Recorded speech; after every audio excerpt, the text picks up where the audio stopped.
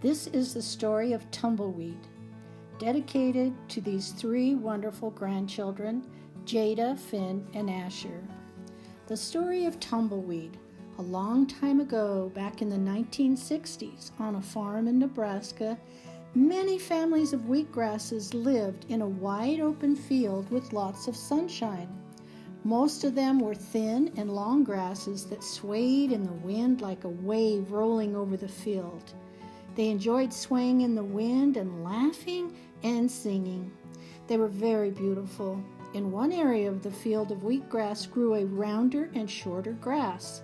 He was not welcomed by the swaying and singing grasses, and some of the wheatgrasses made fun of the small round plant. They said, "Too bad you can't sway like us." And they asked, "Why are you so short and round? Can you see anything from down there?" This made the little round plant feel so sad and alone, and he couldn't even feel the sunshine.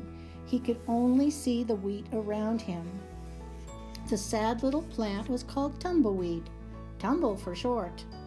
Tumble tried hard to play and be part of the wheatgrass group, but they always left him out of the fun. Sometimes when the wheat swayed low, he could see others in the distant field, just like him. Tumble could see that they were teased and made fun of, and couldn't see the sun too.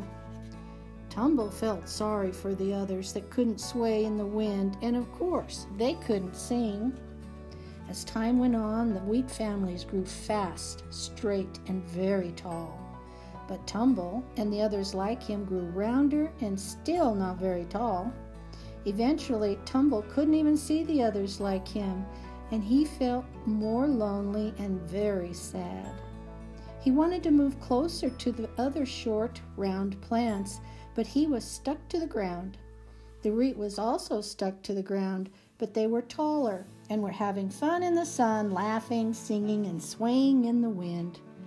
Weeks went by as the wheatgrasses turned even taller and meaner to Tumble. They pushed him in the wind and pushed him side to side.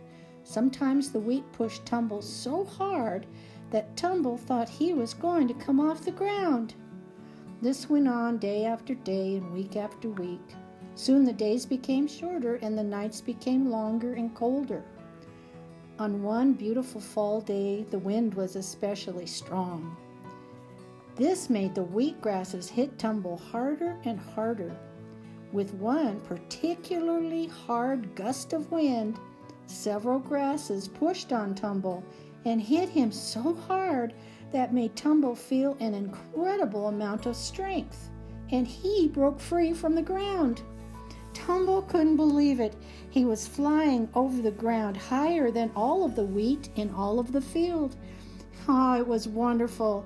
He could see the huge field of grasses that he was in, and beyond he could see cornfields and other wheat fields.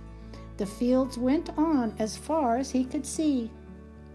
As Tumble took off into the sky, he said to those bully wheatgrasses, "See you later. I hope that you can fly like me someday."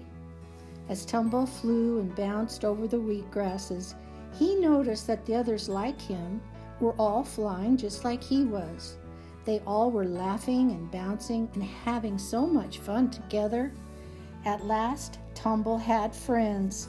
In the evenings and sometimes during the days, Tumble and his friends would take a rest next to a fence. They liked the wire fences because the wind felt good and it also pushed them all together. They played and told stories late into the night about flying and bouncing. Then the next day they'd break free and fly again and bounce over the wheatgrasses. Tumble and his friends were free at last and bounced happily into the sunset. The end.